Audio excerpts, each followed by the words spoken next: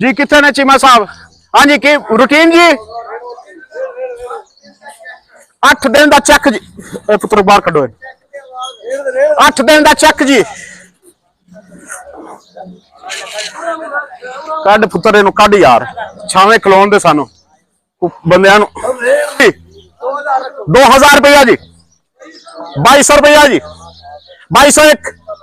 5 रुपया जी 10 2300 रुपया जी 5 रुपया जी माल इको जिहा थले जी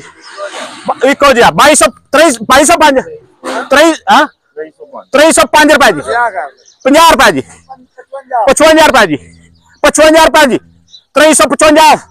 60 रुपया जी 65 रुपया जी 75 रुपया जी 80 रुपया जी पूरे किन्ने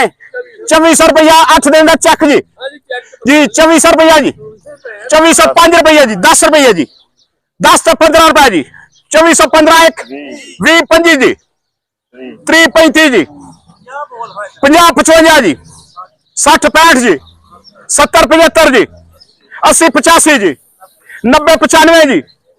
2505 जी 10 15 जी 20 25 जी 30 35 जी 35 40 रुपया जी 3540 जी 45 रुपया जी 50 55 रुपया जी 55 60 65 रुपया जी 70 75 रुपया जी 80 रुपया जी 2580 रुपया जाए जी 90 रुपया जी 95 रुपया जी 95 रुपया जी 95 चेक दी तेरी जाए जी 2600 रुपया जी 2601 2602 2603 जी 2200 रुपया जी सारे पता है पुत्र 2205 रुपया जी 2300 रुपया जी 5 2 4 बोरियां फर्क 3.5 एक जी 2400 रुपया जी 5 रुपया जी 10 रुपया जी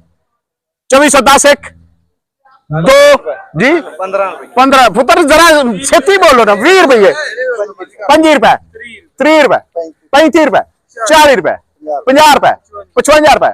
55 एक 2 3 हाजिर फान देना